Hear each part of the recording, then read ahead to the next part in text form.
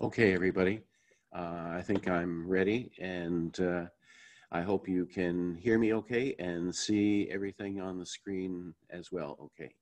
And I noticed that there are a few questions about the in-class test. So let me quickly say something about that. And the in-class test will be somewhat similar to the final exam paper, part of it at least, in the sense that you will be given some example text that has already been analyzed, and you'll get a better idea of what I'll be giving you, the kind of material that I'll be giving you as we go through today's lecture.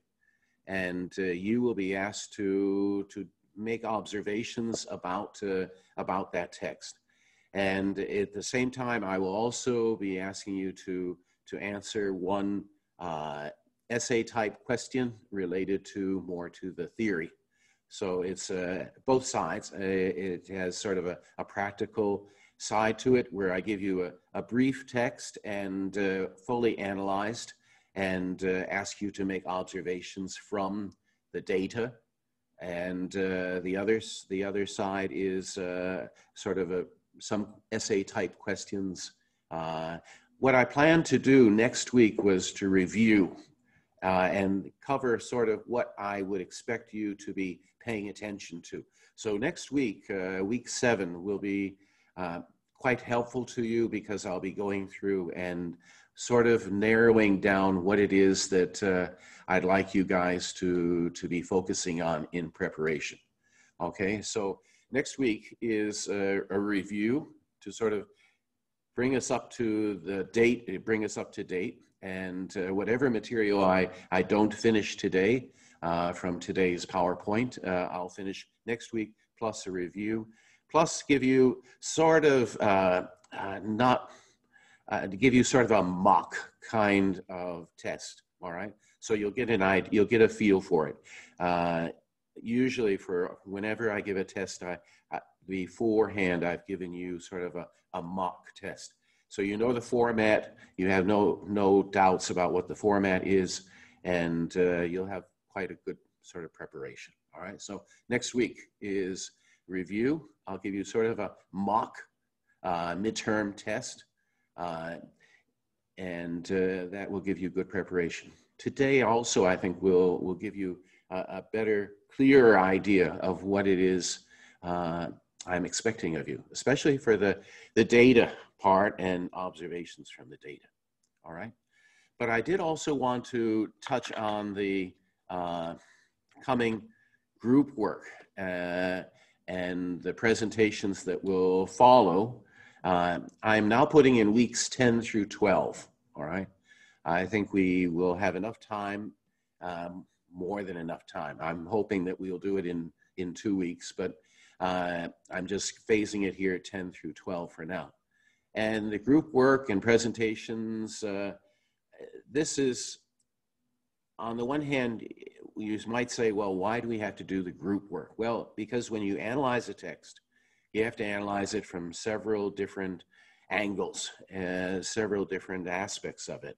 And so it's a way for you to sort of delegate to certain people in your group to analyze those parts of it. And that's why, in a way, it's quite useful to have it be a group of people that are doing it. Now that group work, because here you will actually do an analysis of a text. I'll give you a text and I'll ask you to be analyzing it. And I'll ask your presentation to be sort of covering what it is you noticed, the patterns and so forth that you notice in that text. All right. Now that's the presentation. And now in addition to that, I also ask you, each of you, to do an individual commentary. That you sort of evaluate and look at the text that's been given to you. And this isn't for you to repeat what you've done as far as the group work, but here it's more making an observation about, again, what you've done. The group work is is getting the analysis, showing the analysis, the patterns and so forth that might come through in the data. And at the same time, your individual commentary gives sort of your own personal perspective on the text based on the analysis that was done by your group. This way, I can sort of have a way to assess you in terms of the group work, at the same time assess you on your individual work. So half is group work and half is your individual commentary, all right? And I'm asking you to organize yourselves into groups of 5, all right? We have about 49 students in the class. So give or take, I'd like it to be in groups of 5. And from my understanding, you can go on to Canvas and slot yourselves into groups that have sort of a maximum size of 5. And that way you can sort of get yourselves into groups. If you know each other, I realize that, you know, some of you, I mean, it's been a while since you've been back to school. And but in any case, I hope that you can assign yourselves into groups. Anyone who's not assigned to a group, well, I'm going to be asking one of a teaching assistant. She is a PhD student in the department. She's also assisting me with the course. And Chi Shui Mei is, I've given you here her email address, and she will be looking after the administration of this sort of group assignments. She assumes that many of you will want to put yourselves into your own group. And thereafter, if any of you are left out, or she'll help to get you into a group. All right. So that's where it stands for now. All right. Let's see if there's. All right. Okay. Some points about your presentations. Now, this is how I want the presentations to be done. Of course, it's not you're doing it here live. It'll be online, and you put together your presentation as a PowerPoint presentation. Now, for every slide, you insert an audio. You record an audio to go with each slide, and your team, every one of you should be participating. All right, so we should hear from all members of the team. Putting together a PowerPoint presentation, you insert the audio into each slide so that when it's played back, then the audio will be presented. Now all of you, I'm asking to have this completed by the 2nd of November, all right? So by week 10, in other words. Now, not all of you, yes, are presenting in week 10, but it's not fair also to have some of you get an extra week, right? So I'm asking that all the presentations be completed, submitted, uploaded by the 2nd of November, all right? I will be scheduling how the teams present, all right? But I'll do this scheduling after the teams are organized. And I will inform you beforehand when your group is scheduled.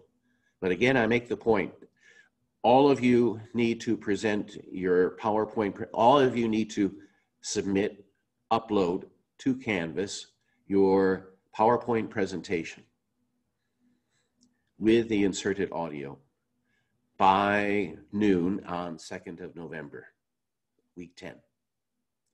Now, some of you will be presenting in that week. Some of you will not. You'll be presenting the following week. Now, the class will be invited to view the PowerPoint of the group presenting for the first 20 minutes of a time slot. So the class will be arranged in a way that you will be scheduled into a particular time slot. In that time slot, the rest of the class, all of us will be looking at your presentation, listening to it, listening to the audio that you've inserted. And we'll do this for the first 20 minutes. And the last 10 minutes will be allocated to question and answer. So again, all group members are required to be online in the Zoom meeting and available to answer questions when you give the presentation. Yes, the inserted audio is yourself recording. You record if you are going to be presenting it in class live, what you'd be expressing, what you'd be saying. Now that you insert into the PowerPoint. Each slide should have a voiceover, all right, that tells us something about what's in the slide and would be comparable to you presenting it in an oral presentation. All right, so not the audios of anything else, your voices. All right, we want to hear from you. This, I think, is the best way. In order to get everyone to be able to present, and at the same time account for the fact that you guys are all doing this online. So, of course, a live presentation would have been ideal, but we don't live in an ideal time. All right, so I think this is I've tried it before and found that it worked in previous classes quite well. All right, so but that's off to week 10, and that's well, not real far away, about a month away, 4 weeks away. So today you will get a better idea of what it is I'm going to be expecting of you in your analysis, okay? Now, very important. I've uploaded for this week in Canvas some files I do want you to be sure to have.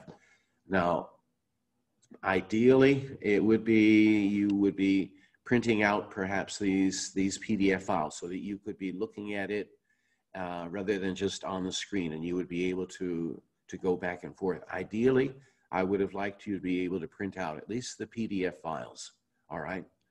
But there is one Excel file that will be what you'll be using to enter your data, all right? That's called the grammatical analysis template, all right? And that you can see.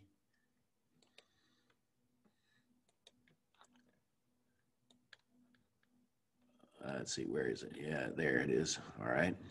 Grammatical analysis template, all right?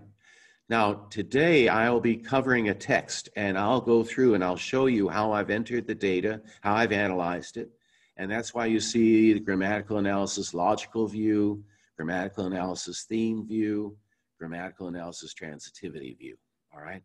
But what I want you to do is I want you to fill out your data into an Excel file that will be a worksheet for theme, a worksheet for logical, and a worksheet for transitivity. All right. All right, so let's please go to week 6 and look in that folder, files to accompany the lecture. Okay, it will be quite useful for you. All right, now we're going to analyze today a text. And it was very interesting to me because this recent America's Got Talent TV show went through the auditions and so forth, and this one guy auditioned, and he didn't sing, he didn't dance, he simply spoke. It was a spoken performance. Now, it was sort of very unique in the sense that no one has done this before in this kind of television talent show, all right? And at first you'll notice I'm going to play it for you, and you'll notice how the judges respond. A bit surprised that this is what he's going to do. But then listen to what he says and then look at their response. I'm very interested in the response to this spoken performance, spoken word performance. And what fascinates me in terms of looking at it is how people responded. And what I'm wanting to say is what is there then about the language? Because it's in the language that the response is achieved. So let's take a look. Here's the performance. Hi, how are you? What is your name? What is your name? My name is Brandon Leak. Hi, Brandon Leak. And where are you from, Brandon? I am from a small little city called Stockton, California. Stockton, California. And what do you do for a living? For a living, I work at a high school and a college, but I also run poetry workshops with youth in my city. Well, that's wonderful. Yeah. Wow. So poetry, is that what you're going to be doing tonight? Yes, I'm actually the first spoken word artist that you guys are ever going to have hit this stage. So I'm super excited to bring poetry to y'all. Tell me, because I don't really understand poetry, I'm going to be honest with you.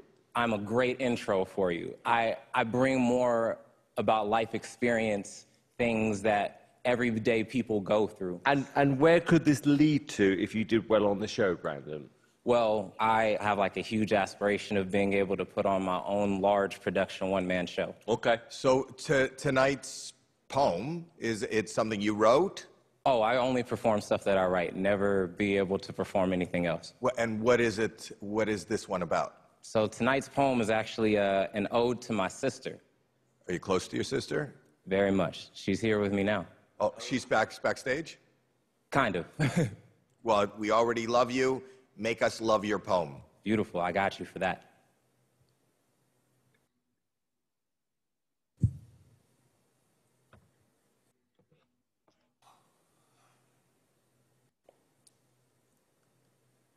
I have two facts for you. One, I'm 6 feet tall. And two, love is the most vulnerable thing one will ever have. And you must learn to hold on to it loosely, so when it leaves, it won't exit so painfully. On July 14th, 1996, an angel was brought to this earth. Her name, Danielle Marie Gibson, but I only know her as Puff. Her smile is as wide as the universe. Her eyes, they glimmer like the stars. She is my world and my sister. I, just 4 years old at the time, learned what it meant to love selflessly, for on days in which my strength was but knee-high, seeing her smiling face would make my soul fly. But on March 23rd, 1997, I've been ground-bound because she left Earth to go back home amongst the stars, right next to God, but I was left here to manufacture wings out of tears and broken dreams, yet I'm still haunted by these nightmares because I have a really creative mind, and sometimes it designs these alternate realities where she is still here, still alive, and all the things I wish we could have done are played again and again and again, and I'm tired of playing God because I gotta come to terms with the fact that my sister ain't never coming back. And that's the cost of love. Caring for someone so much that you can't imagine living life without them, staring at a grave like, how about I trade my 6 feet for yours, but that's not real. And I know I said earlier to hold on to love loosely, so when it leaves, it won't exit so painfully. But if this pain and these memories are all that I got left of you, I won't never regret these scars from just trying to hold on to you.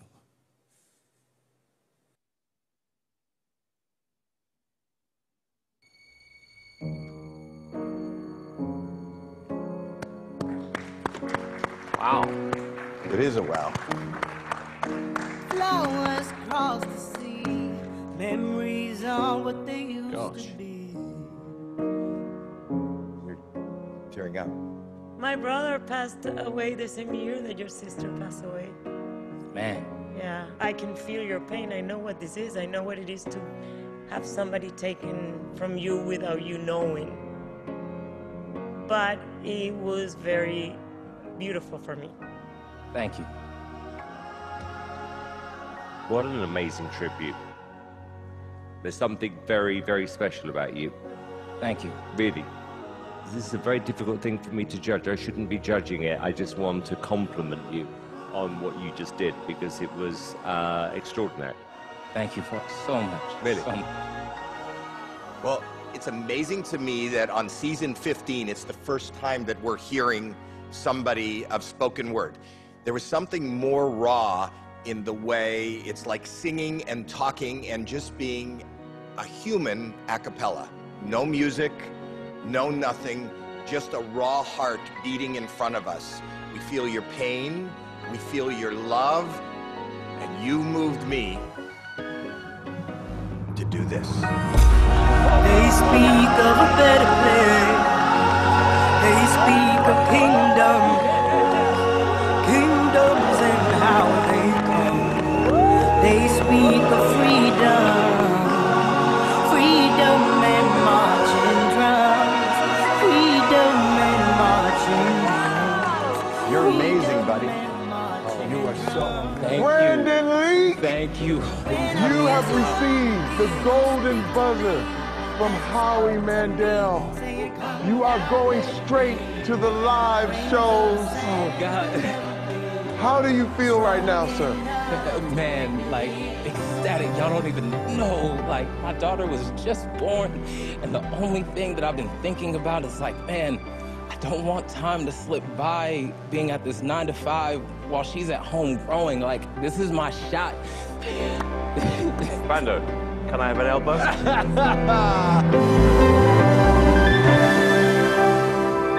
All right, thank you, Brandon. Brandon, well deserved.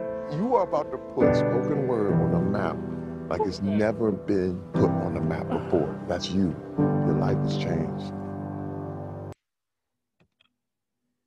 Okay, now, what struck me, of course, is the response. The response was, you know, they were wow from it. And it's just language. It's just the spoken word. So when we look at a text, you see, what causes the response? Now, I can't be covering with you today all the aspects because there's a lot that's going on, especially in terms of the voice quality and when in terms of what we would sometimes refer to as the tempo, the speed, things like we would talk about almost if we were talking about music. But what I do want to look today is just in terms of those kinds of aspects of meaning that we've been looking at. And can we notice something about how that text was put together, which contributed to the response? And so for the first thing we're going to do is we're going to divide the text up into clauses.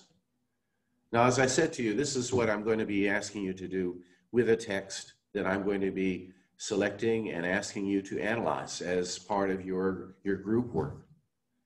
And what you're going to do is you'll have a text like that, and you're going to take a look at it from, first of all, how does it break up into clauses? So let's just look at what's here on the page here and go through it. Okay, I have 2 facts for you. It's a simple clause, all right? And what I've highlighted here in underlined and bold is the verb, all right? I've been looking at the verb. And when you do an analysis, I would suggest you to do that. Look at the verbs. In fact, what I'd suggest you to do would be to go through and underline, highlight all the verbs, because those will tell you also the makeup of the clauses. All right, I have 2 facts for you. 1, I'm 6 feet tall. Okay, that's again a simple clause. So far, simple sentences. Clause 3, and begins with a conjunction. So I'm going to highlight the conjunctions. All right, the use of conjunctions. That will probably be very interesting in terms later looking at the logical structure. So I'm highlighting in red the conjunctions. Again, it's a simple clause because love is the most vulnerable thing one will ever have. All right, now there is an embedded clause. It is post-modifying thing. It's a relative clause. You don't have the WH word. The most vulnerable thing which one will ever have, all right? And so this is an embedded clause. All right, up through 3. 4 now. Now 4, we notice, is a bit of a departure because it's not a simple clause. It's expanded into several clauses. All right, and it begins again with and. You must learn. All right, that's the first clause. First, and I did highlight here also the modality, all right, must learn. 4B, to hold on to it loosely, to hold on. Okay, again, this would be a to infinitive. 4C, so when it leaves, it won't exit so painfully. 4 clauses that make up this sentence. You must learn to hold on to it loosely, so when it leaves, it won't exit so painfully. All right, so again, no embedding here, just it's expanded, but it's a bit of a departure from how he began. Okay, clause 5. On July 14th, 1996, I noticed right away the use of theme here, which sort of is sort of the chronology, right? It does indicate a time reference. On July 14th, 1996, an angel was brought to this earth. Her name, Danielle Marie Gibson. 5B, but I only know her as Puff. All right, so again, I'm looking at each, what defines a clause? The verb. An angel was brought. That's passive voice. But I only know her as Puff. Her smile, 6, is as wide as the universe. Her eyes, they glimmer like the stars. Simple. Simple clause, 6. 7, simple. 8, simple. All right, 3, her smile is as wide. Her eyes, they glimmer like the stars. She is my world and my sister. 9. 9A, again, because there's going to be more than one clause here, but it's again, they're going to be embedded. Embedded is a kind of nominalization, because what did I, just 4 years old at the time, learned what? And that's a clause in the slot where it would be what you would expect to be what you learned, all right?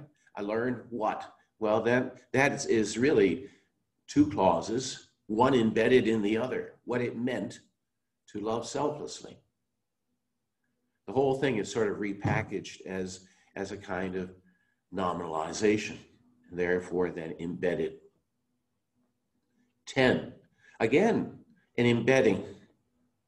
We haven't seen a lot of that. We did up in clause 3, but here again we see it in both 9 and 10. For on days, and then in which my strength was but knee high. And then 10A, that is really sort of the circumstances. For on days, and then this post modifies days. So that's really all the circumstance. 10A, seeing her smiling face. Now that's the subject, that's the grammatical subject. So 10C here is the grammatical subject. For on days would be just the kind of circumstance, prepositional phrase at the beginning. Again, it's a time reference, all right? It's a time reference. Just like 9, I just 4 years old at the time. For on days in which my strength was but knee high. Again, it's the time reference. But for 10A, you begin with sort of a prepositional phrase, and then the grammatical subject is itself a clause as a nominalization, seeing her smiling face, would make, and then 10D, my soul fly. 11, but on March 23rd, 1997, again, we have another time reference. So he is moving this along with time, all right? We get a sense of the progression of time in this narrative. It's a narrative, it's a story. I've been ground bound. And again, notice that passive voice. Because she left Earth to go back home amongst the stars, okay? You can see 11B, she left Earth. 11C, to go back home. 12, but I was left here. Again, passive voice.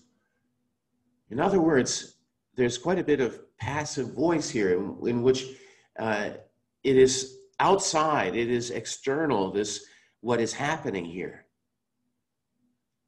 12B, to manufacture wings out of tears and broken dreams. Well, let's complete the clause analysis. 13 is striking. Notice it. it's different than everything else, but it also is where he gets most, what we might say, emotional.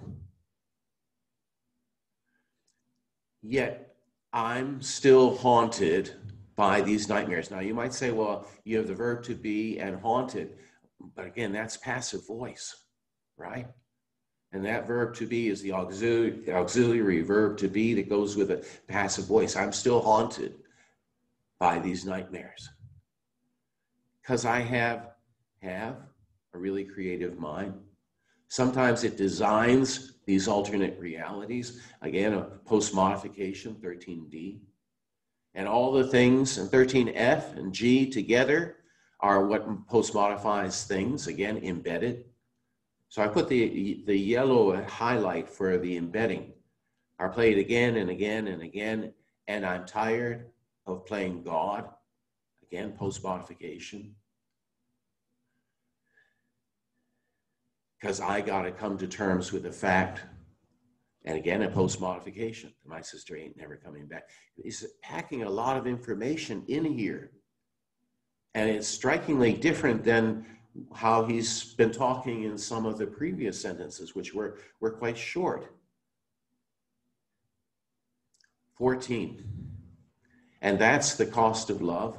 And this is quite straightforward. Each of these clauses is identified by a verb. 14B, caring. 14C, can't imagine. 14D, living. E, staring. 14F, trade. And 14G, the verb to be. That's not real. 15, I come back and I'll put it in blue because you'll recognize it as very similar to what was previously in I think it was clause 4. Let's take a look. Clause 4. Remember that he said, and you must learn to hold on to it loosely so when it leaves, it won't exit so painfully. In 15, he comes back to it. He says, I know I said earlier to hold on to love loosely so when it leaves, it won't exit so painfully. 15F, because you had quite a few clauses here. I know I said to hold on, leaves, won't exit. And then, but if this pain and joy are, the verb to be, all, and then again, all that I got left, again, that I got left is packaged up as a nominalization. I won't never regret those scars from, as a preposition. The object of that preposition, again, is a clause, an embedding. All right, so you might say, well, how do I recognize an embedding? Well, one of the clues will be that it is something that follows a noun. You'll notice a clause following a noun. Just go up to take a look, 13C. Sometimes it designs these alternate realities. 13D, where she is still here, still alive. Well, that is modifying reality. So look for, if you're saying it's an embedding, most likely it's a post-modification, all right? In that sense, then it's modifying a noun. Now, that's not the only kind of case that we're observing something as an embedding. Another example is 10C here, seeing her smiling face. Now that's packaged up here as a nominalization as the grammatical subject. That's another instance in which one would find embedding, or as the object of a preposition. All right, so first thing we do, we see a text like this, we analyze it into its clauses. Well, that means we first have to analyze it into the verbs, into the processes that make up.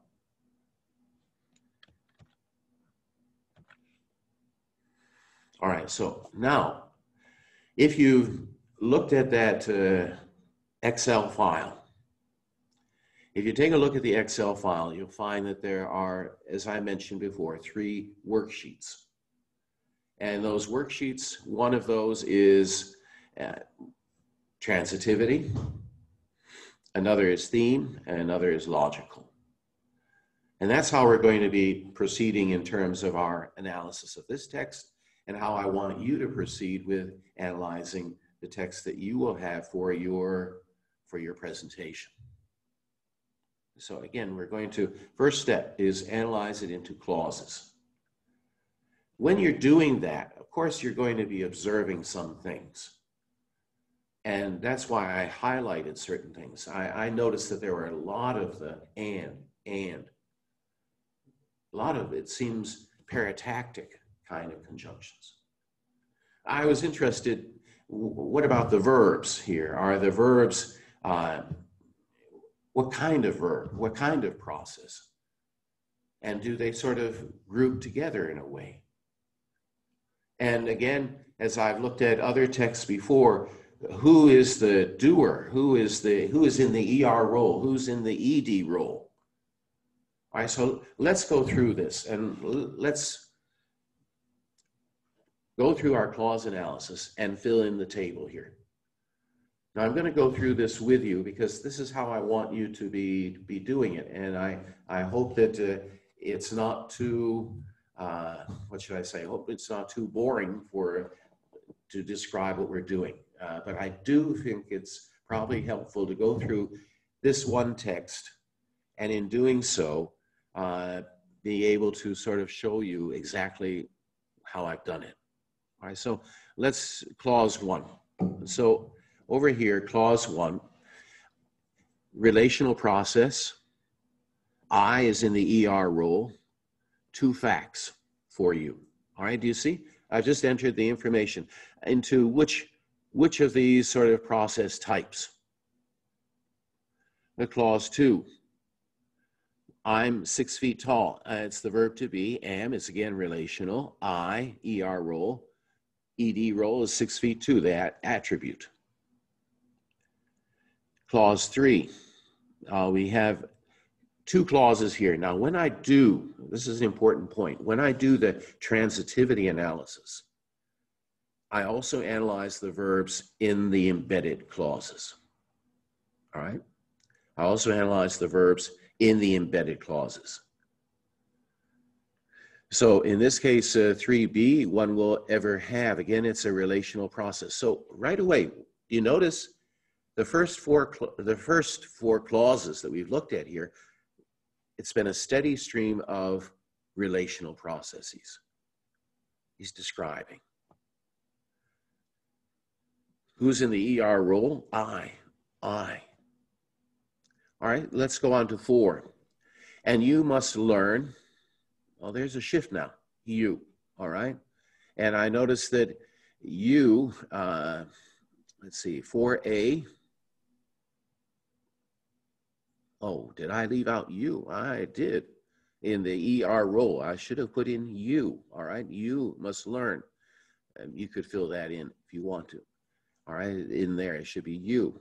4b, to hold on to it loosely. What must you learn? Well, really, it's what follows here, all right? 4b, to hold on to it loosely. That's what you have to learn. So again, it's a clause that you are sort of, you must learn to hold on to it loosely. Right, so I put 4b then is in the ED role, all right? It's a clause. To hold on, 4b, or to hold on to.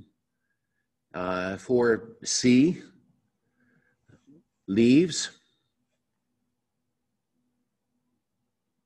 Again, I left that out. Again, it leaves. All right. So sorry, I didn't fill in all the slots that I should have. D, it won't exit. All right. So I missed those a few things there. You can see, right?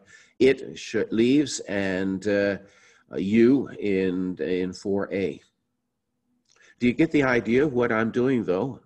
And these are to hold on, leaves, exit, bring. These are all material processes. These are processes of doing.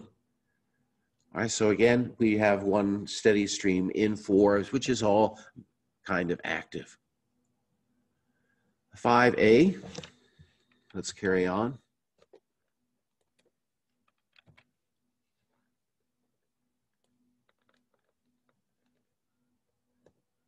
Now, can I just pause a minute here? Are you guys following what I'm doing? Any questions about what I'm doing?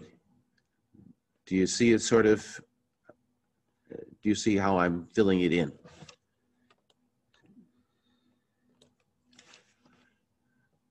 Okay, now,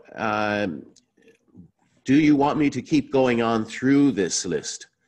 Because I think it should begin to get quite apparent what I'm doing. I'm assigning the processes to the process types, and I'm filling in, should be filling in the ER role, in the ED role, and if there were circumstances, all right? So hold on to it loosely, for example, 4B. So if you don't have any questions, if you're good with what we're doing here, I'm going to go on. Is that all right? Or does anyone want me to continue? Anybody?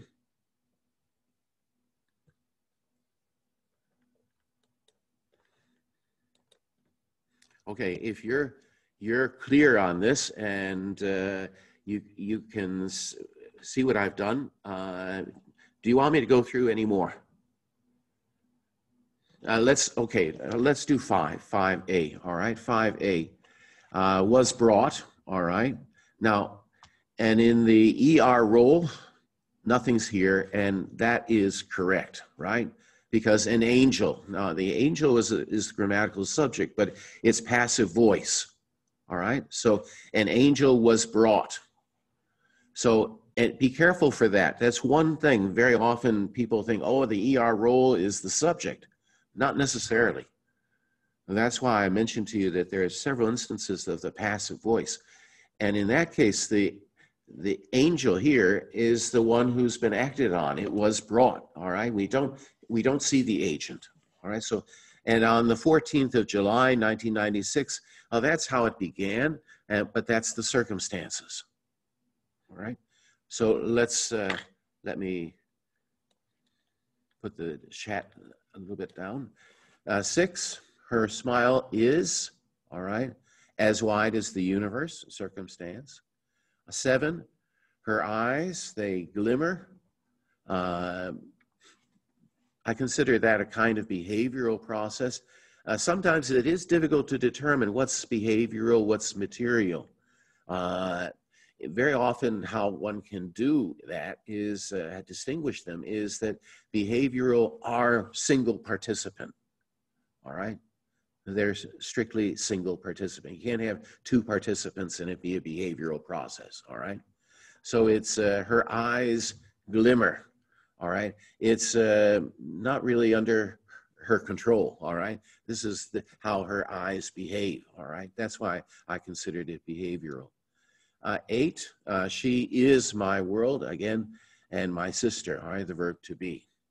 Let's go on, see if there's any. 9A, I learned, and here again, what was learned? What it meant to love selflessly. That nominalization, what it meant to love selflessly, 9B and 9C, is what I put in the ED role. So sometimes it's a clause that goes into the participant role. I just 4 years at the time, old at the time, and that is the circumstance, the time. Okay, let's see, 9B, I put as 9 meant, it meant, and what is it? It is 9C, it's the same as 9C. It meant what? To love selflessly meant what? It's basically what you're saying, all right? 10, for on days in which my strength was but knee high, all right, let's see, 10A.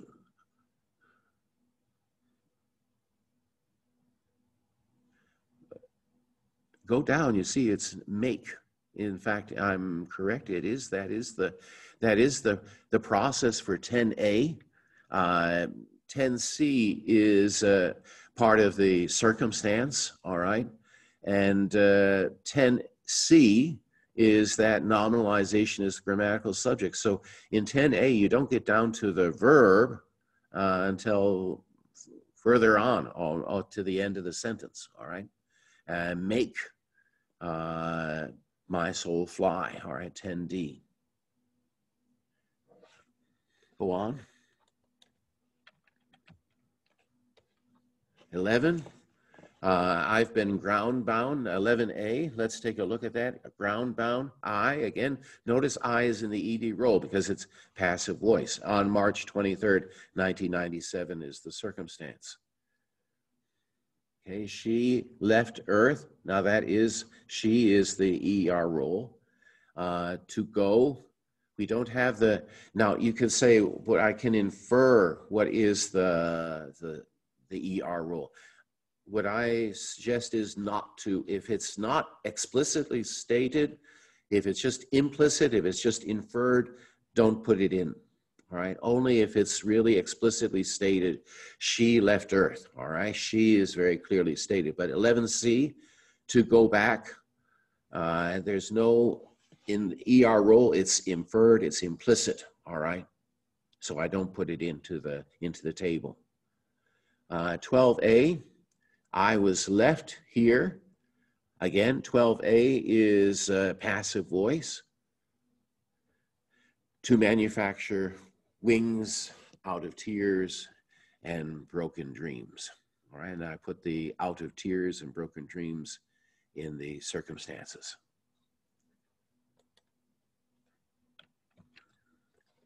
Well, 13 is, as I said, very complicated. Now this stands out. This is, we could say, is really foregrounded, all right? It is one sentence. And what I would suggest is, in this terms of the spoken word performance, is to go back then and to listen to that particular part of it in 13. How is this spoken? How is this said? What is the voice like in this part? How does his voice draw attention to this? Not just the grammar, so expanded so much here, and with so much embedding, so much information is packed into this one sentence.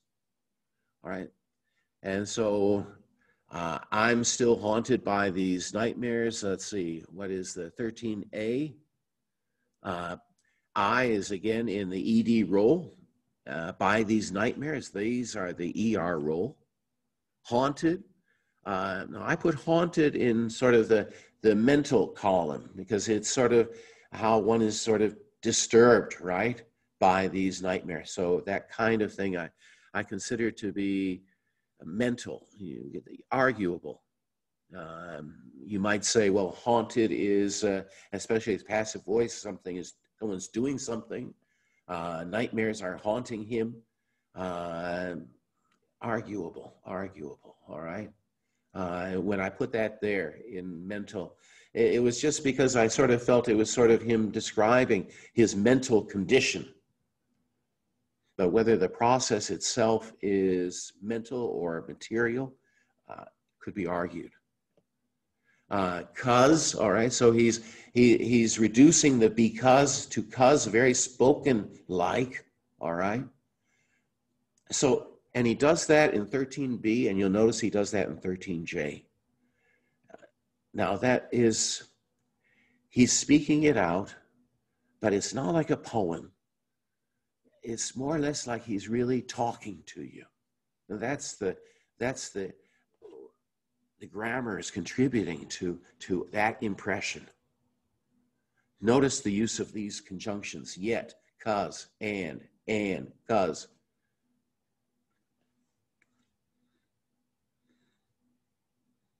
Let me see if there's anything else that I want to sort of mention with respect to 13. But you'll notice it goes up to from A to K, all right? One thing you might notice in 13C, and it sometimes designs these alternate realities and embedding where she is still here, still alive.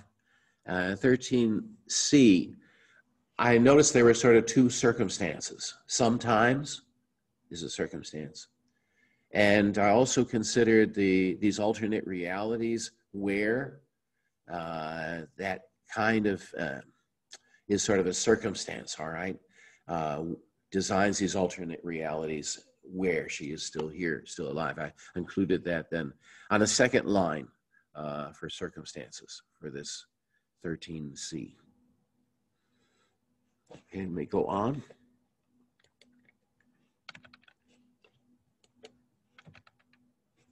And 14. 14 was, again, similar to, and that's the cost of love. It sort of rounds out what's been saying. And I noticed something here, the caring, living, staring, all ing. And when that's the case in 14a, now if you take a look at it, you'll notice that 14a, that's the cost of love. 14b is an ing verb, so there's nothing there in the ER rule, it's implicit. Living, staring are also, again, nothing in the ER rule, all right? It's implicit. And the last clause, the last sentence. Okay, and I'm looking if there's anything special that I wanted to speak to.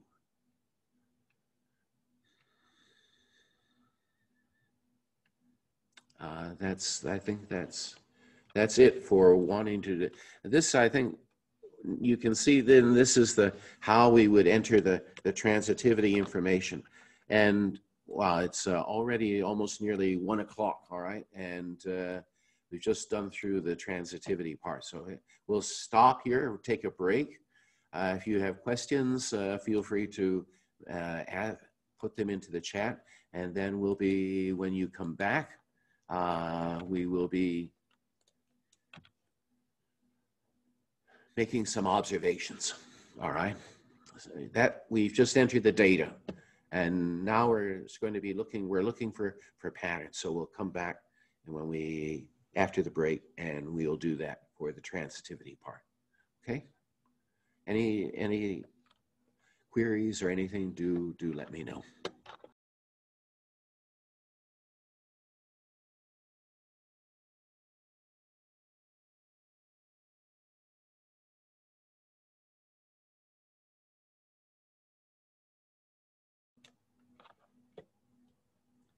Okay, everybody, let's come back and let's go back over the transitivity to see if there's any observations that we can make. Well, one, as I've said to you at the beginning, was I noticed the steady stream of relational processes. He's describing, all right? He's setting the frame of reference for us for what's to follow. I noticed that in 4 and 15 was basically 15 echoes what was in 4, and exactly the same in the sense of hold on to, leaves, won't exit, repeating exactly what he had said. In fact, he says this is what he had said earlier. So the echo there. So how he begins is how he's ending, all right? And again, I mentioned that is a technique that is used. It gives people a sense of where you began is where you've gone full circle. In other words, you've gone around and you come back to where you started, and that gives people a sense of satisfaction. It's a known rhetorical technique. The 5 through 8, it's about his sister, all right? Talking about her and describing her. So we note the passive voice, and I wanted to note here, I have the chat window on, and I'm going to just reduce it, all right? And when I look at this section 9 through 12, all right, I was interested to look at sort of adding up, and I'd recommend this to you as well, sort of adding up to see in terms of the participants, first person, she, I'm just looking at the ER role here, all right? And one thing that struck me was the subjectless clauses, all right, where there is no subject that is mentioned. That does occur because of, for example, the passive voice, where it doesn't mention specifically anybody who is sort of in the active role, in the ER role. And I is sort of being acted upon, all right? In terms of first person, it's more first person than it is she.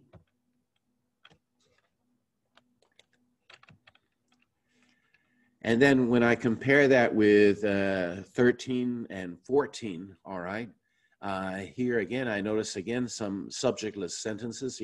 So the whole notion of his sister dying is something that is outside of his, I mean, that has happened in his life, and it is something that has affected his life over which he is not in control of it. Again, it's very largely first person here, and but there is mention of other, you, we are mentioned as well.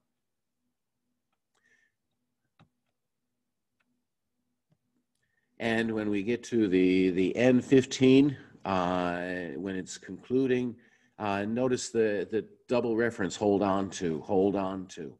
And again, it's largely about I. I is repeated in the ER role.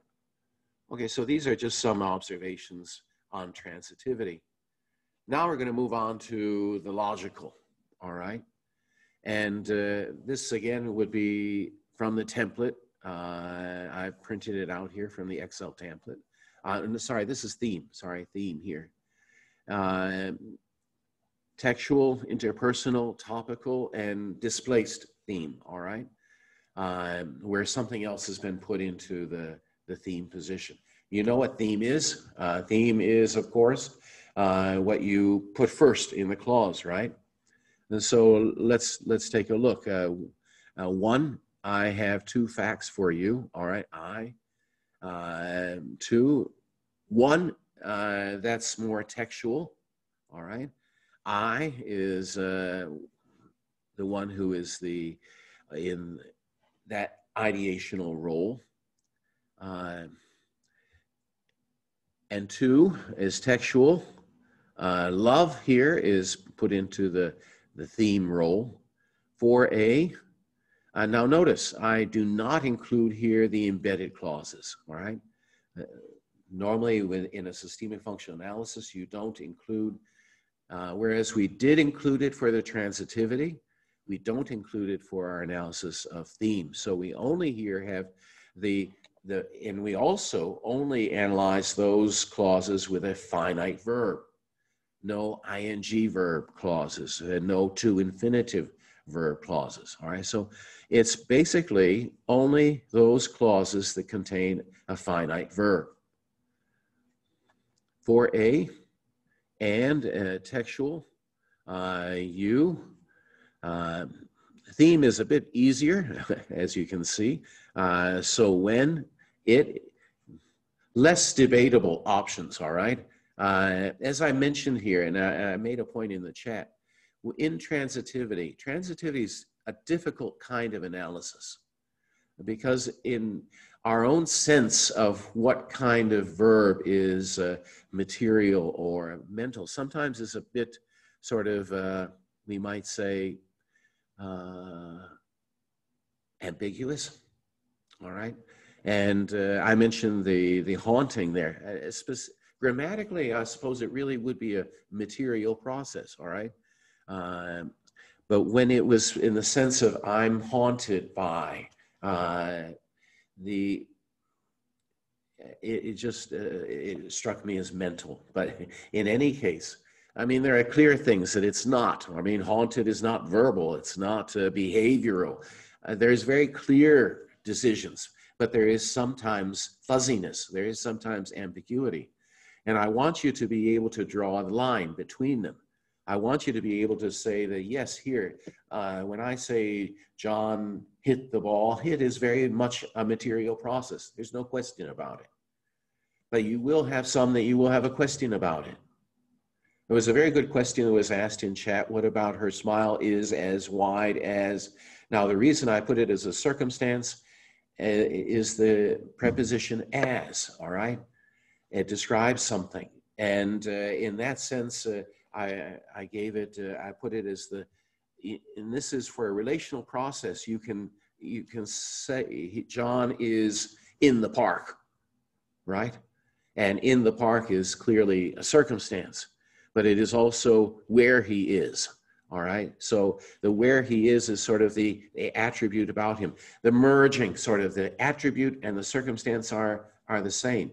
And I felt that with as wide as, I forget what is wide as what. Okay. So there are some instances where there will be fuzziness. Come back here. Now, what I'm struck with is, as I've gone through it, we notice the conjunctions. 5A on July 14th, 1996, time reference. Now, an angel. This is displaced. Why? Because normally the default is the subject would be theme position. But you've put here the date on July 14th, all right? So it's a displaced theme. And sometimes good to keep track of that, all right? What is the displaced theme? But okay, 5B, 6, her smile, 7, her eyes, they, that's sort of an appositive, all right? That's A-P-P-O-S-I-T-I-V-E, and appositive. It means two nouns that mean the same thing, all right? Side by side. 8, she, all right? So you notice it was all about 6, 7, and 8 were all about her, his sister. 9, 9, again, we have I as a topical theme. I did indicate the embedding on the side. As you can see there, the clause, I indicate B and C are embedded. We don't analyze them. 10, 4 on days. 10B then has that embedded clause in which my strength was but knee high. I included it here is that it's still part of the theme, all right? And it is a circumstance. So what we would say is the displaced theme is the subject, which is another clause, 10C. All right, so 12A, I, 13A, 13B, I. Again, most of these should be clear cut. I'm just going to skip to 14. 13, anything specifically to note? Again, we don't count the embedding, so that reduces quite a bit here. 14, again, we don't analyze the living life, staring at the grave, caring for someone. 14B, 14D, 14E, they are verb ing clauses. Non-finite clauses. You know the difference. A finite clause. What is a finite clause? Carries primary tense, present tense, past tense. All right? Ing verbs, no, do not. To infinitive verbs, do not. And 15, all right? And I know I said earlier, all right? All right, so some things I've noticed. Well, again, the 4 and 15 have the same structure, and so when, so exactly sort of 15 echoes what was in 4. I noticed that on 5 through 11, it's more about she, and then from 12 onwards, it's about I. So there's sort of a texture there, sort of a cohesiveness based on the choice of topical theme, ideational theme. All right, now going to go through, we're going to be looking at logical next.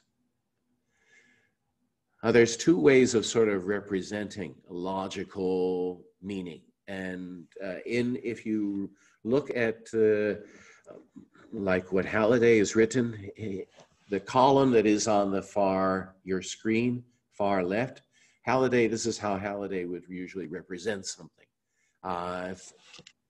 How I usually do it is the second column there, which is more with an arc pointing from the one clause 4B to 4A. So in this one, this is my friend who is studying here. Again, it is a who is studying here is a relative clause, non-defining relative clause, adding additional information, and a kind of elaboration, all right? 4B is the dependent clause. I know that this is your friend who is studying here. Now, I know 5A, it is how we would indicate that as a kind of projection. And I know is the main clause, 5B, and C is what is I know what, that this is your friend who is studying here. If you can read this, you are too close, so it can go both directions. In this case, the if clause is the dependent clause. And finally, also can be symmetrical. There are three components of meaning. Colon, they are ideational, interpersonal, textual. Okay, so how we've represented this, and with sort of the vertical line being the main clause, the nucleus, as we put it, the arc pointing from the dependent clause to the main clause. Graphically, this is how we represent it. All right, let's do the logical. Now, taking a look at the logical, what's going to guide this? Well, very much it will be the conjunctions, right? Conjunctions are a very good describer, what is being done. But there are other textual markers, all right? For example, when we look at, for example, but in a way, what I want to distinguish here is there's something important. The conjunction can be relating one sentence to another sentence, or it can even be relating a whole chunk of text to what was previously said. What we're interested in terms of this logical table is only in terms of the connections within a sentence. The clause connections within a sentence. Okay, so let me go through. One, I have two facts for you. It's a simple clause. There is no clause expansion. All right, so we filled in nothing. Two, one, I'm 6 feet tall. Again, no clause expansion. Three has an embedded clause. So again, no clause expansion. It has an embedded clause, which again, we're saying for an embedded clause, they are rank shifted. They're not counting as a clause. We don't include it in this table here. We're only including those clauses which represent an expansion of the clauses, either through elaboration, extension, enhancement, or projection, which can be paratactic or hypotactic. Now, how do we distinguish it here? Take a look, if you will. How many columns do we have? We have elaboration, extension, enhancement, projection. And I have underneath that elaboration 1, 2, extension 1, 2, enhancement, and so forth, projection. Now notice the next column, elaboration, is alpha, beta. All right, so the first four, we have paratactic elaboration, paratactic extension, a sequence, 1, 2, enhancement, paratactic. So the first four, elaboration, extension, enhancement, projection, these are paratactic. From then on, we have, again, repeating because we have both paratactic and hypotactic. Hypotactic is where you have the alpha. What's the alpha? That is the main clause, and you have the beta clause, the dependent clause. All right, so then we have elaboration, alpha, beta, extension, alpha, beta, and so on. Got it? So the first four columns are parataxis. The next four, hypotaxis. All right, so let's take a look. We only really get to enter something when we get to 4. And you must learn to hold on to it loosely. So when it leaves, it won't exit so painfully. All right, so notice now the relationships that are here. A and B, how are they related? Kind of enhancement, purpose, to hold on to it. You must learn to hold on to it loosely. All right, so we have an alpha, it's hypotactic, A. B is the enhancement, purpose. 4C. Now, 4C and 4D, let's look at those. So when it leaves D, let me clear that. 4C, C, 4C, all right? So when it leaves D, it won't exit so painfully. What's the main clause here? Just looking at C and D. It won't exit so painfully. D is the main clause. It is the alpha clause. C is the when clause, and that describes when it leaves, the time. That is the enhancement, all right? So C is in the beta column. Now, what about the so? What about so? Well, so relates A and B to C and D. So enhancement, what I would take A and B to be a kind of, and when you use so is considered a kind of paratactic conjunction. So A and B are related to 4C and D by that conjunction so. So it's a kind of enhancement, which is paratactic. Okay, do you see that? I hope so. All right. Let's go on. If everyone's okay with that, let me see. Looking at, so I don't see any objections in chat. So we'll carry on. 5.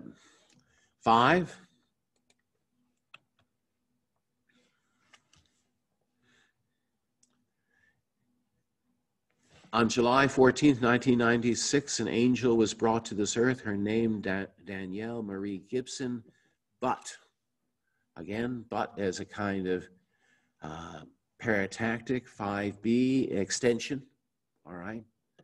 I only know her as Puff. All right, 6, 7, 8, again, they are no clause expansion, all right?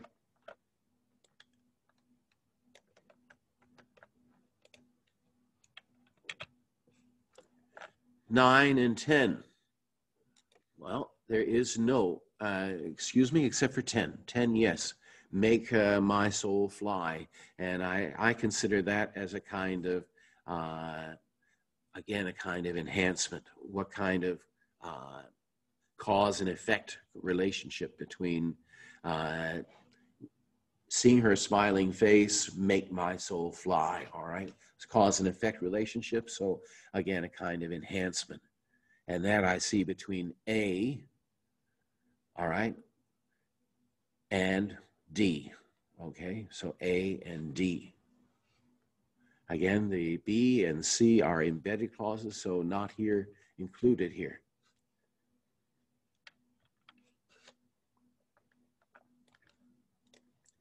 Okay, and going on, 11 and 12. Let's take a look. But on March 23rd, 1997, now you'll notice something. I have a lot of these but, 11A. What's but connecting to? But is not connecting, it's connecting to previous sentence, right? 12A is the same, but. And so there is a whole level of logical structuring. We're calling it rhetorical structure, which is beyond what takes place within the clauses themselves. But here again, we are just focusing on, in terms of this table, we're focusing just on parataxis and hypotaxis relations that occur within a clause.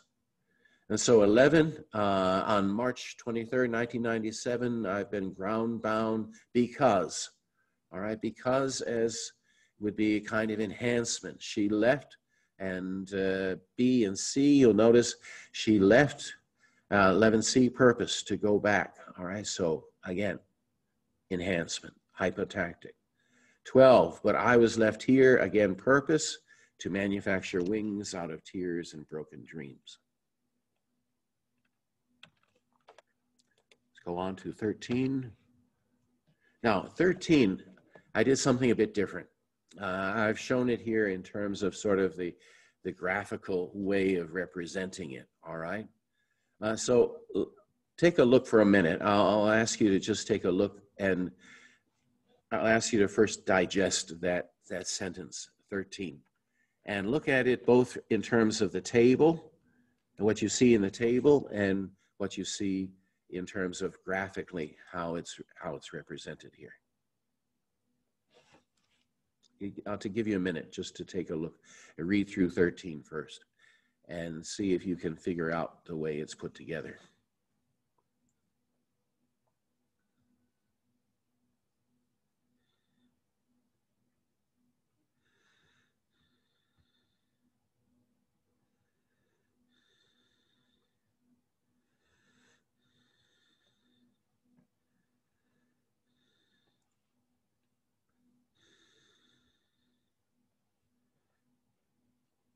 All right, now, sometimes it's because it can get quite complicated. I find drawing it out can be quite helpful, and I found that to be the case here with 13. All right, so we begin with A, all right, yet I'm still haunted by these nightmares. And then what follows I take to be cause, and it's not just related to 13B, but it's what follows. Because I have a really creative mind, and sometimes it designs, and all these things, realities, and all these things are played again and again. All of that is the sort of how he's been haunted. All right, so I take the whole part, B through J, as being related to, and now you'll look back at the table, see that it's a kind of enhancement, all right? The because suggests that. All right, so B, because I have a really creative mind. C through J, and then I take what follows C through J is what follows from having that creative mind. That breaks down into, so if you look at the B, C, and J are indicated here as a kind of paratactic extension. C, and sometimes it designs these alternate realities and all the things. Oh, I should have highlighted and here in 13E. Again, that's one of the conjunctions, and. E through H, I break it down into sort of, each of these sort of expands, all right? So then E expands into H and J, and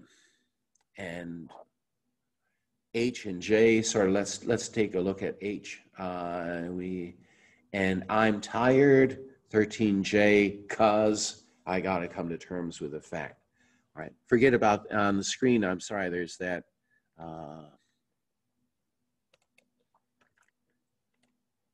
Don't bother with this, all right? That was left in there, all right, when I was putting it there. Okay, so you see how it's entered into the table and how that then relates to how graphically we can represent the relationships that are here. Very clearly, it's highly paratactic, all right? Except for the cause, all right? At the beginning and at the end. Obviously, it's quite paratactic. Except now we get to 14. Now 14, notice that it's, and that's the cost of love. Caring for someone, all right, so much that you can't imagine life without them, staring at a grave like, how about I trade my 6 feet for yours, but that's not real. So B through J, again, that's the cost of love, all right, and that's explained in what follows, B through G. And again, you can see it, how it's represented in the table as well. B, caring for someone so much, and that follows C through G. C and D, that you can't imagine living life without them. And 14E, sort of modifying that, sort of, again, sort of describing, elaborating. Whenever you see an ing verb, it's sort of elaborating, all right, on what was said before. So it's a kind of elaboration. In this case, because it's an ing verb, you're taking that elaboration as a kind of hypotaxis. E and F, staring at the grave like, how about I trade my 6 feet for yours? Finally, F, but that's not real. Sorry, yeah, G is the parataxis, but that's not real. Like, how about, it's like, for example, how about I trade F? Again, that's why I took it as a kind of hypotactic elaboration.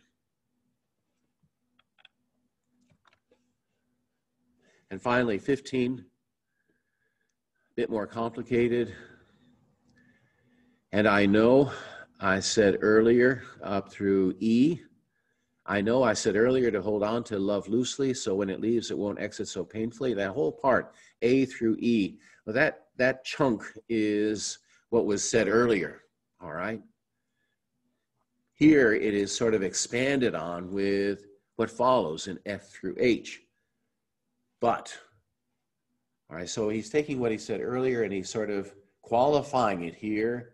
But if this pain and these memories are all that I got left of you, won't never regret these scars from just trying to hold on to you. Okay. F, but if this pain and these memories are all that I got left of you, if, all right? It's an if clause in F. It's conditional, all right? So you'll notice how it's entered into the table here. And the but, however, relates F and F through the end of it. F through H relates that paratactically with A through E.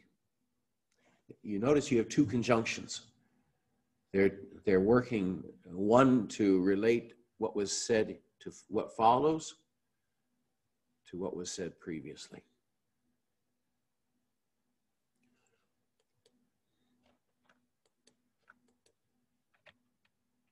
All right, now let's put it all together then into sort of the whole logical structuring for this particular.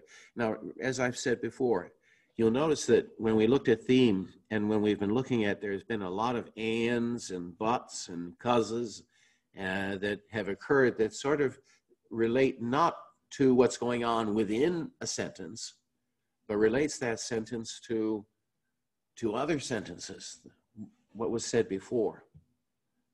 Now that's what's obviously going to be signaled here. Now let me break this down, all right? And let's go through it part by part. So I have two facts for you. One, I'm 6 feet tall, and two, love is the most vulnerable thing one will ever have. Now that whole part, 1 through 3,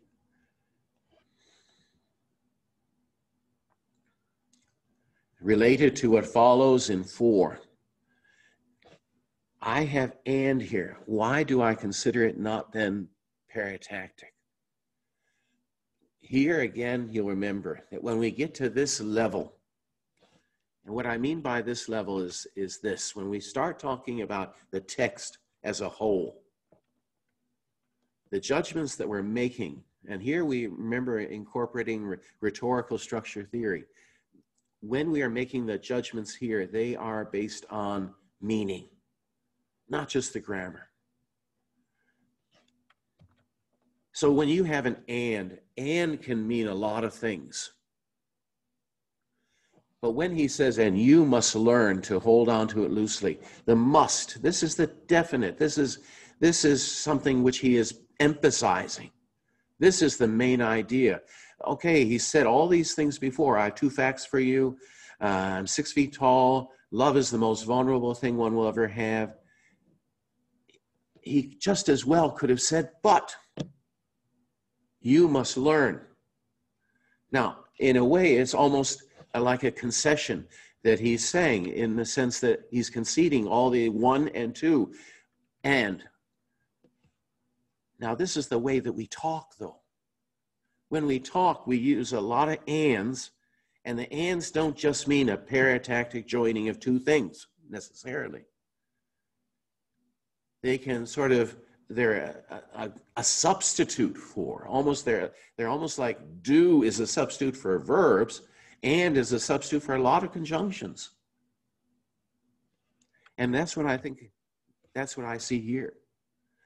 The and is sort of a but here. It's more or less conceding. You have these points here about 1 and 2, but you must learn. That's the point that's being made emphatically. Now, 2 and 3, I'm 6 feet tall, and 2, 1 and 2, that's obviously very paratactic. Okay, let's go on. 5a through 8. On July 14th, 1996, an angel was brought to this earth. Her name, Danielle Marie Gibson, but I only know her as Puff. Her smile is as wide as the universe. Her eyes, they glimmer like the stars. She is my world. Now, why did I put this part together? Why do I sort of group this together? Well, for one thing, it's about his sister, right? Because that is sort of the cohesive aspect to this. It's mentioning her, all right? So when I look at 5, and for this one, please look down to the sort of lower part of your screen, all right? So all 1 through 4 is leading into introducing what follows in 5. Now, this is where the patterning becomes significant. You might have said, well, then what was the point of that 1 through 3 are all relational processes? It has that texture, it has that cohesiveness, it has that pattern, which defines 1 through 3, and then sets it apart from 4. You must learn. It changes. Now, this is 1 through 4 is introducing what follows, the narrative, the story. All right, he's made this sort of generalization. You must learn to hold on to it and so forth. On July 14th, here begins the story. Now, that's going to be elaborated into quite a long span. I'm suggesting 5 through 15. The rest of it is the story. How does that break down? All right, now we'll come back to those parts, but go down to 5, 6 through 8. 5. On July 14th, 1996, an angel, that he names her. I only know her as Puff. Why do I take that to be the core? Well, he introduces his sister. He names his sister and how he knows her by her nickname, Puff. But then he goes on to elaborate and give you some details about her smile, her eyes, she. You'll notice the references, all things that refer back to Puff, Danielle Marie Gibson, his sister. Those are information that's already been introduced, all right, her name. This is elaborating, give you some additional information about her. And that's why I broke it down into 6, 7, and 8. Now, how does it relate to 9 and 10? I just 4 years. Now, notice 9 and 10, 5 through 8 is about his sister. And notice how that predominantly was the choice of theme. Her smile, her eyes. All third person, all related to his sister. But when you get to 9, the theme shifts. It's now about I just 4 years old at the time, 4 years old. And then 10A, 4 on days. Now, here I just took it as two sort of paratactic ideas. There's no conjunction to connect them, all right? In this way, I consider 9 and 10 to be two aspects that we're being told about him. It's a rather joint relationship between 9 and 10.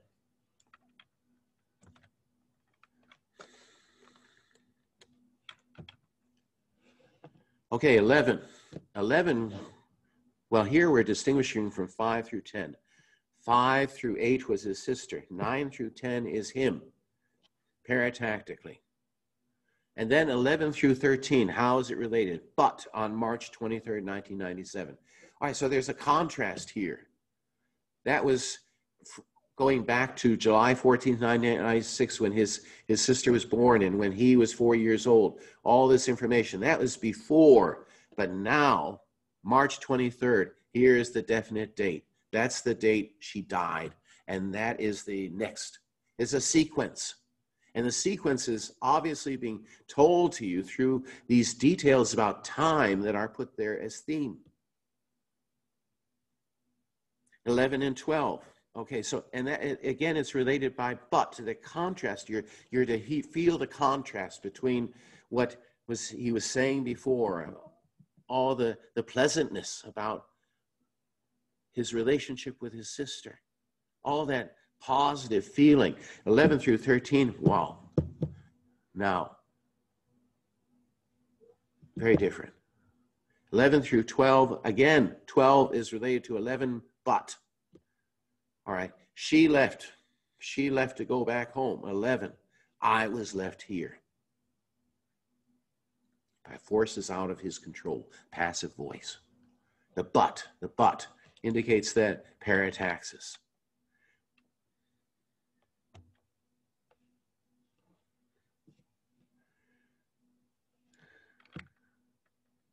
(13), how does 13? 11, 12, 13, yet again, a kind of parataxis, all right? Yet I'm still haunted by these nightmares. So 5 through 10, 11 through 13, 14 and 15. We come back now. We come back to the point where we had left off before. What he had said in that fourth sentence now comes back, and that's where he's going to build up. 14 and 15, I take to be related one to the other. That's the cost of love. Here he is now talking generally. And 15, finally, he's talking about what he had said earlier. And that's the whole structure. How did we get to this whole structure? How did we see it? How is it realized? It's realized by the use of conjunctions. It's realized by the use of patterns of choice of theme. It's realized by this whole a cohesiveness that is formed by what you're talking about.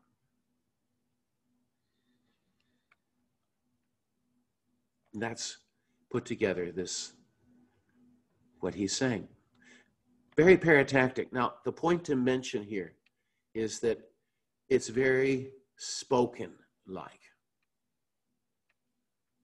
It is like someone talking to you. Why is that? Well, what contributes to that is and, but, cause, and. We do that when we speak. It's very paratactic. That is something else that we do when we speak, especially when it comes across to us as sort of spontaneous, not prepared. And that's the kind of thing I think that he's trying to get across here. This is like you to feel with him, you have to sort of feel that he's talking to you and feel that he's talking to you in a very straightforward way, not embellished, telling you how he feels.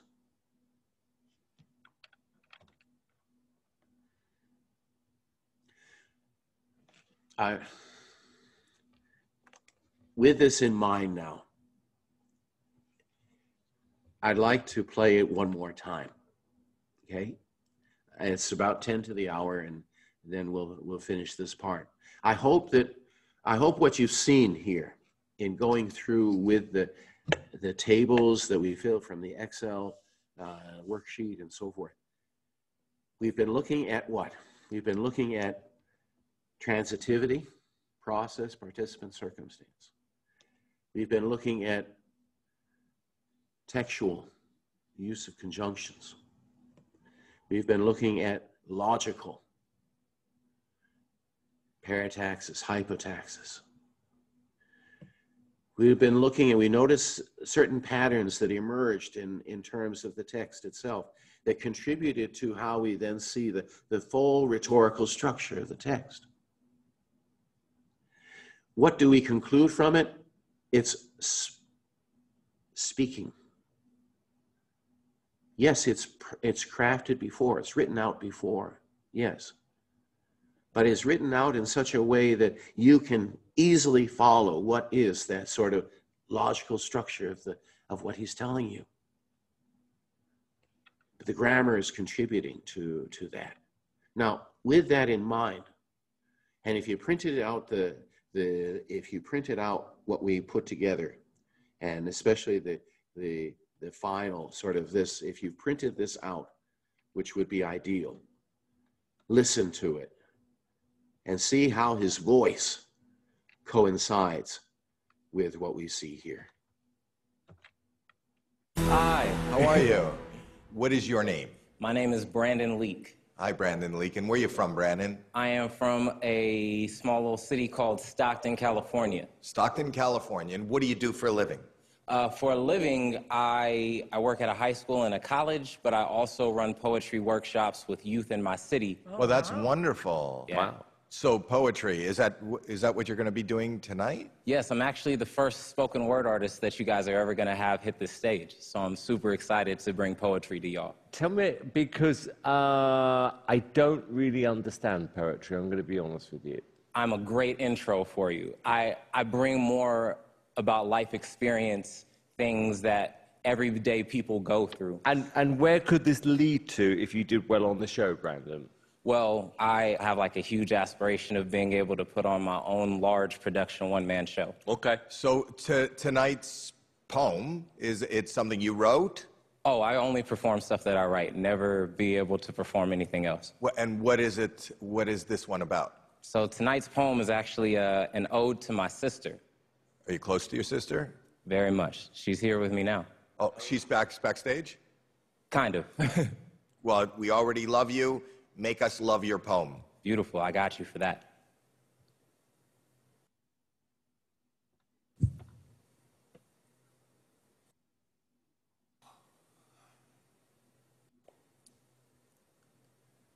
I have two facts for you. One, I'm 6 feet tall. And two, love is the most vulnerable thing one will ever have. And you must learn to hold on to it loosely, so when it leaves, it won't exit so painfully. On July 14th, 1996, an angel was brought to this earth. Her name, Danielle Marie Gibson, but I only know her as Puff. Her smile is as wide as the universe. Her eyes, they glimmer like the stars. She is my world and my sister. I, just 4 years old at the time, learned what it meant to love selflessly, for on days in which my strength was but knee-high, seeing her smiling face would make my soul fly. But on March 23rd, 1997, I've been ground-bound because she left Earth to go back home amongst the stars, right next to God, but I was left here to manufacture wings out of tears and broken dreams, yet I'm still haunted by these nightmares because I have a really creative mind. And sometimes it designs these alternate realities where she is still here, still alive, and all the things I wish we could have done are played again and again and again. And I'm tired of playing God because I got to come to terms with the fact that my sister ain't never coming back. And that's the cost of love. Caring for someone so much that you can't imagine living life without them. Staring at a grave like, how about I trade my 6 feet for yours, but that's not real. And I know I said earlier to hold on to love loosely, so when it leaves, it won't exit so painfully. But if this pain and these memories are all that I got left of you, I won't never regret these scars, So I'm just trying to hold on to you.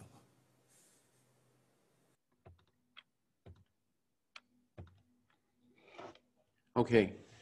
I hope what you see, and when I listen back again to it after we go through the analysis of it, you see that the way he presents it, the voicing and everything like that, where does it really peak? Psalm 13, that one really complicated part where it had all the expanded so much and embedded so much. You can see the sort of the layers in terms of where this, how it develops in the text. And now looking at, appreciate the use of certain cohesive devices to form parts of the text. See, it was striking about how people responded to it. You know, he did 3 more performances after that, work his way. This was his first audition.